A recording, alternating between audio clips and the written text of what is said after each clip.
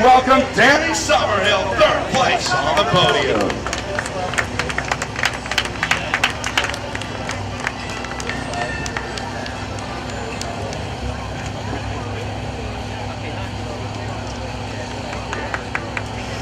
Danny will be joined by our second place runner. Had a great ride out there today for the Cannondale Cyclocrossworld.com team. Ladies and gentlemen, welcome Ryan Trouble.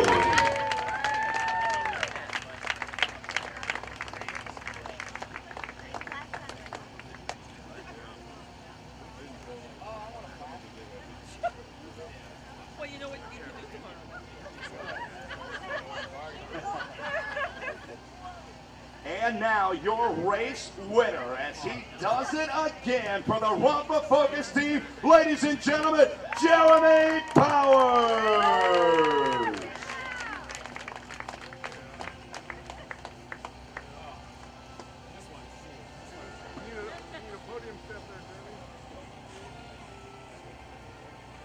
Jeremy has enough Stanley thermoses to start a small eBay store at this point. These guys have been all over the podium. Jeremy's going to pop the champagne as they celebrate the top three. Ryan Trebone just wants to get it over with.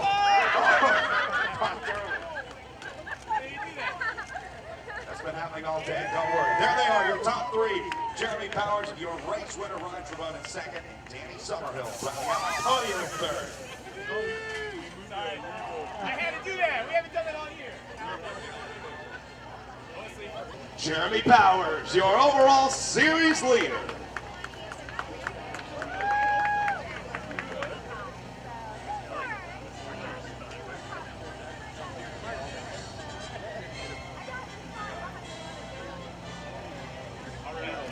So Powers back in the jersey, looking good. He is the leader of the Trek U.S. Grand Prix of Cyclocross presented by WD-40 Bike.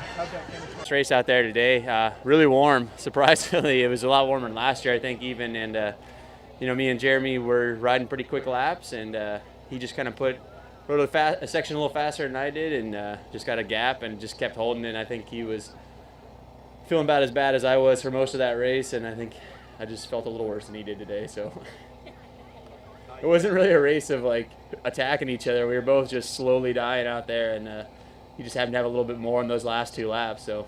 Yeah, did I see a smile among you guys when you were coming across the line? It looked like a little bit of conversation. You guys were, no one was really sure who was going to attack first, but there was that kind of waiting period there for you two when you were off the front.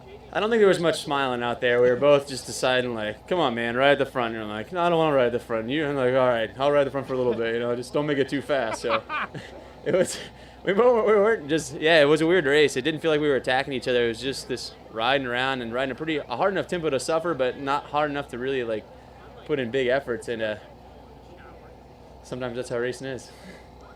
Ryan, your take on this course, obviously the World Championships coming here later this year. World's quality course, world's quality venue here.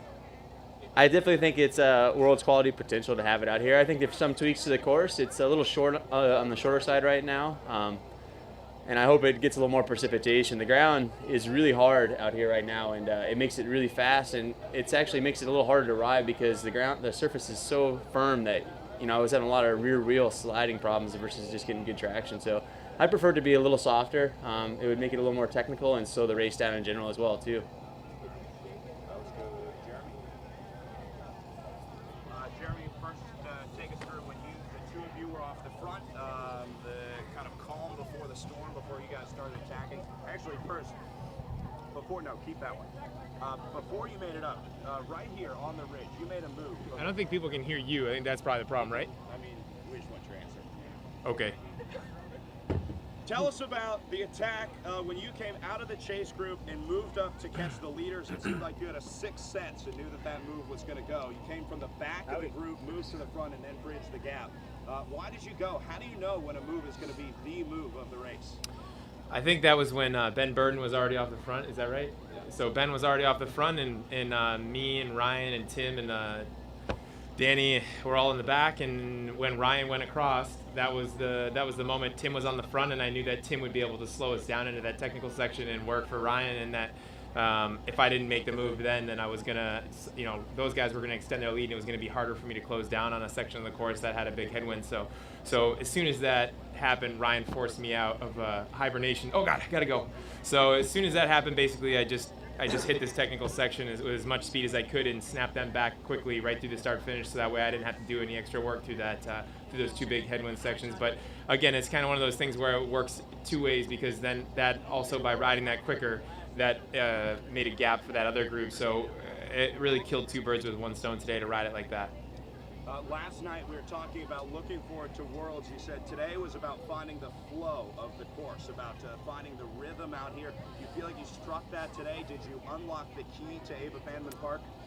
I've always felt very comfortable here. Louisville is a very easy town to get around, and the course suits me. Definitely the small, punchy climbs and the way that the sand is, and just the corners and the run-up. Everything here really suits me well, and I think that's why I've had some success here. It's not, obviously, no course is like your perfect course. You just do the best that you can. But this definitely has a lot of features that I find that suit my style really well. So I definitely found the flow today. I felt like it's a even better course than they've ever had here. I think they broke out a lot of the stops. As Ryan said, I think there will be some small improvements, but this will be definitely, some of the features today are going to be at the World Championships, and that's the most we could ask for. That's the best. That's the best. To have a dry run on a course that we're going to go for the rainbow stripes on.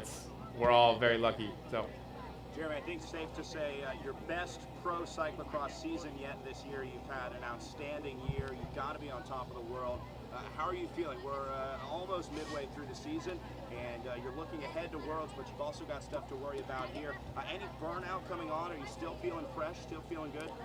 That fresh wouldn't be the word. No, a couple of trips to Europe, like 40,000 miles in the plane or something like that. No, fresh is not the word. I think it's more. It's definitely after this weekend. I have a nice couple days just away from the bike, and I'm going to take a little bit of a break and just get really set up for the second half of the season. So I'm actually really excited to just kind of look back, be like, all right, that's done, and now focus on the 2 World Cups in Belgium in December, Nationals, and then Worlds. So kind of a reset button here.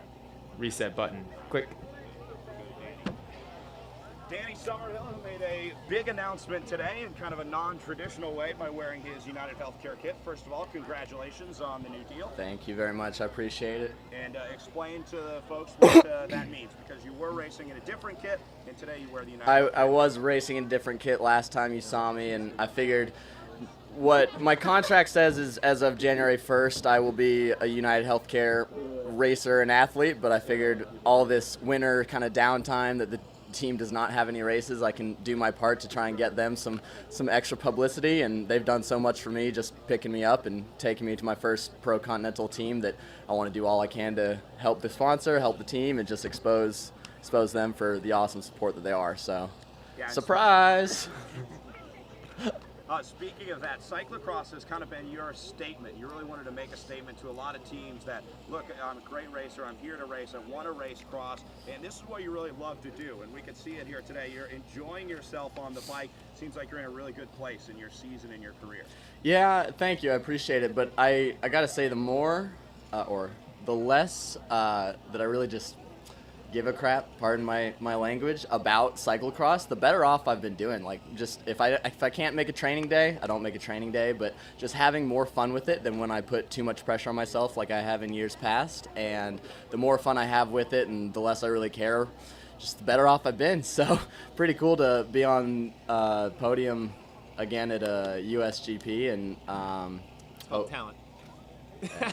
Call it what you will.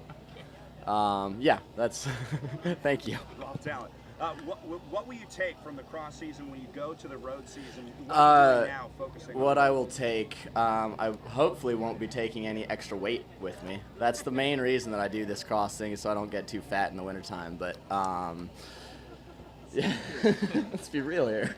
Yeah, so coming into the season, hopefully fit, and I mean, racing with these guys who are the best. I mean, some of the best in the world, and obviously the best in the country will keep you fit that way. So hopefully I can show the road team that spending my time in the dirt is good for me, and hopefully they'll be all right with me spending more time in it. So. Yeah, so what started as you trying something with cross has now turned into a serious cross campaign with a lot of success.